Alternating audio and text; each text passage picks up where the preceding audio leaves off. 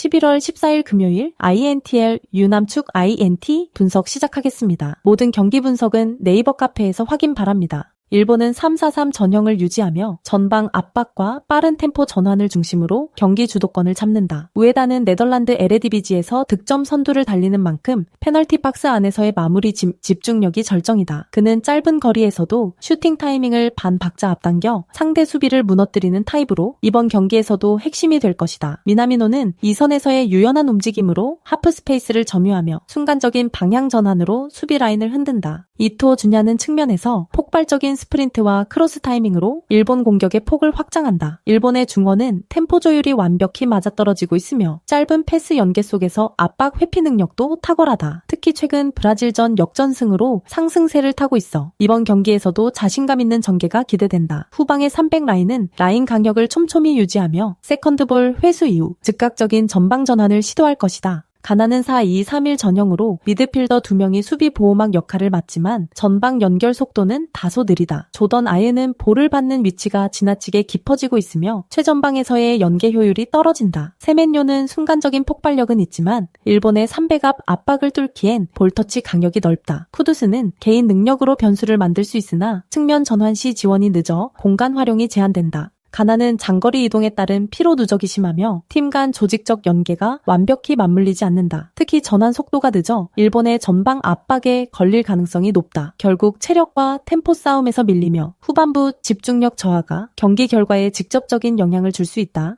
일본은 최근 A매치 상승세를 그대로 이어가며 전술적 완성도와 공격 리듬이 정점에 다다랐다. 우에다의 마무리 능력과 미나미노의 연계, 이토주냐의 폭발력까지 공격 삼각축이 완벽히 돌아간다. 가나는 장거리 원정 피로와 템포 적응 문제로 인해 전반부터 수세에 몰릴 가능성이 크다. 결국 경기 전반부터 일본이 압박과 결정력으로 경기를 주도하며 승리를 거머쥘 가능성이 높다.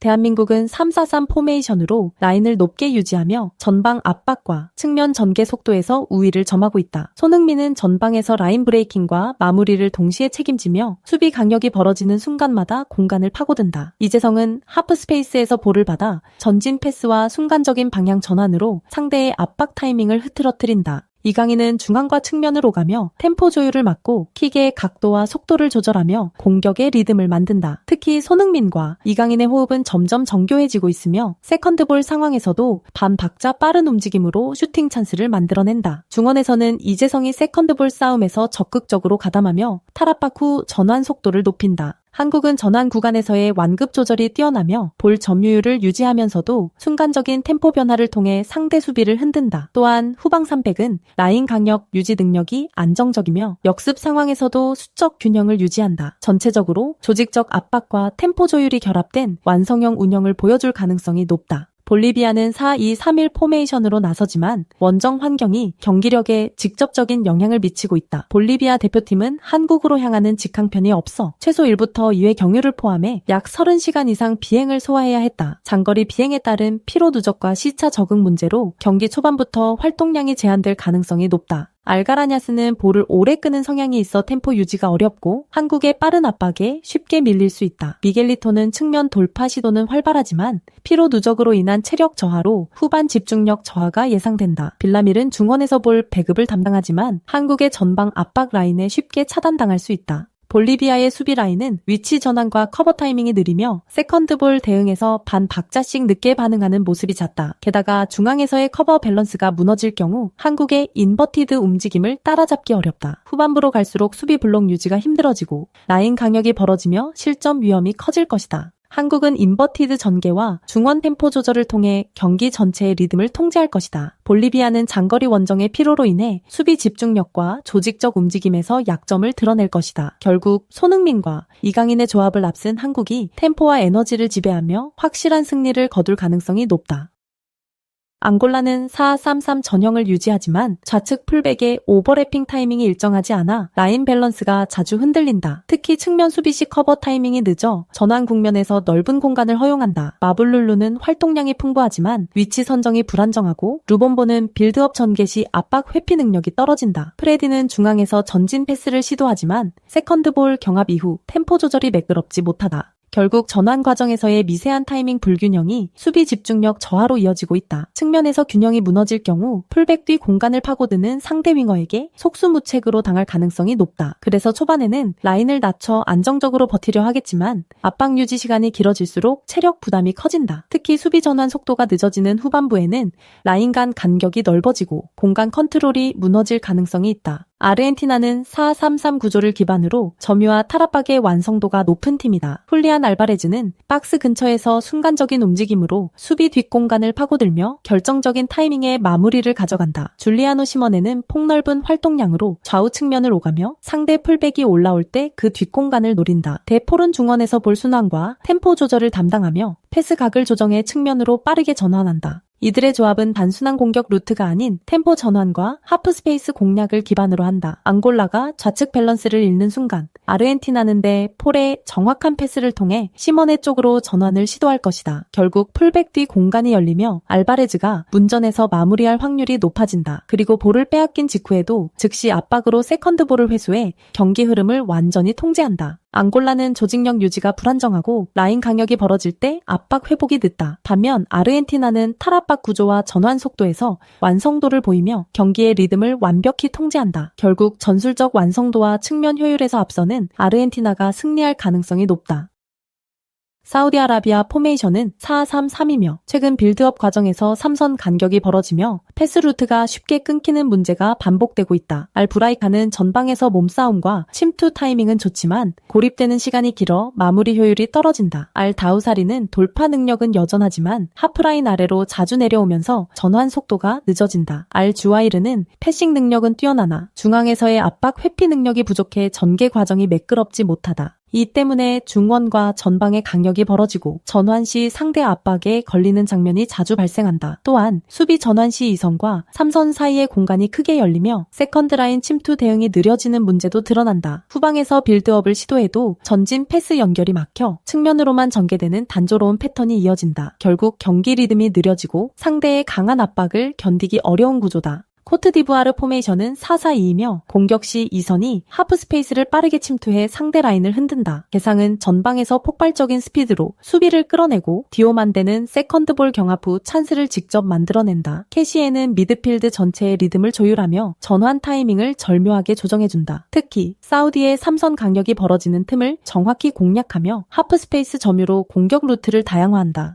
측면 전개 후 안쪽으로 파고드는 디오만데의 움직임은 상대 수비를 분산시키고 캐시에가 2차 전개를 마무리한다. 전환 속도 자체가 빠르고 중원에서 압박을 가하며 실수를 유도하는 형태가 자주 나온다. 그래서 코트디부아르는 점유율보다 탈압박 후 직선 전개에 집중하며 효율적인 공격을 완성한다. 세트피스 상황에서도 제공권이 강한 선수들이 많아 득점 루트를 다각도로 가져간다. 사우디는 빌드업 구조의 불안정과 전환 속도 저하가 경기 내내 발목을 잡을 것이다. 반면 코트디부아르는 캐시에를 중심으로 하프 스페이스를 효율적으로 점유하며 결정적인 찬스를 만들어낼 가능성이 높다. 결국 이 경기는 코트디부아르의 전환 속도와 세컨드 라인 침투가 승부를 가르는 주요 요인이 될 것이다. 베네수엘라 포메이션은 4-3-3이며 공격의 중심은 여전히 론돈이다. 그는 제공권 장악과 포스트 플레이를 기반으로 2선 자원들의 침투 타이밍을 조율한다. 소텔도는 좌측 하프 스페이스에서 폭발적인 스피드로 상대 풀백을 무너뜨리며 컷인 후 중거리 슈팅이나 크로스를 선택하는 판단이 예리하다. 카세레스는 중원에서 템포를 조절하며 탈압박 상황에서도 안정적으로 볼을 배급해 흐름을 이어간다. 베네수엘라는 후방 빌드업 시 3선의 강력을 짧게 유지해 세컨드볼 회수 효율을 높인다. 그래서 중원 압박이 거세도 전방 전개가 끊기지 않고 수비 전환 시에도 라인 강력이 무너지지 않는다. 특히 소텔도와 카세레스는 체력적 우위와 집중력을 바탕으로 후반 클러치 구간에서 돌파 퍼포먼스가 빛난다. 이 구간에서 두 선수의 투지와 스피드가 호주의 수비 라인을 뒤흔들 핵심 변수다. 호주 포메이션은 5-4-1이며 수비 조직력은 안정적이지만 공격 전개는 단조롭다. 보일은 우측에서 스피드로 균열을 만들지만 결정적인 찬스로 연결되는 빈도는 낮다. 맥칼페는 수비형 미드필더로 커버 범위가 넓지만 전방그로의 패스 전환 타이밍이 느려 빌드업 템포가 끊긴다. 흐루스티치는 킥 능력이 뛰어나 세트피스 상황에서 위협적이지만 활동량이 떨어져 수비 전환 시 균열을 만든다. 후반으로 갈수록 수비 집중력이 떨어지고 세컨드볼 커버 타이밍이 늦어진다. 그래서 역습 차단이 늦어지고 좌우 풀백이 제때 복귀하지 못하면서 페널티 박스 근처 공간이 열리는 패턴이 반복된다. 결국 체력 저하가 누적되면 세컨드볼 처리 실수가 실점으로 이어질 가능성이 높다. 베네수엘라는 전방 완성도와 후반 집중력에서 뚜렷한 강점을 보인다. 소텔도와 카세레스의 돌파가 경기 후반 흐름을 바꾸며 체력적으로 앞서는 베네수엘라가 기회를 잡을 것이다. 호주는 후반 세컨드볼 대응이 느려 수비 간격이 무너지는 흐름이 반복될 가능성이 높다. 결국 베네수엘라가 끈질긴 응집력으로 경기 후반을 장악하며 승리를 가져갈 시나리오가 유력하다.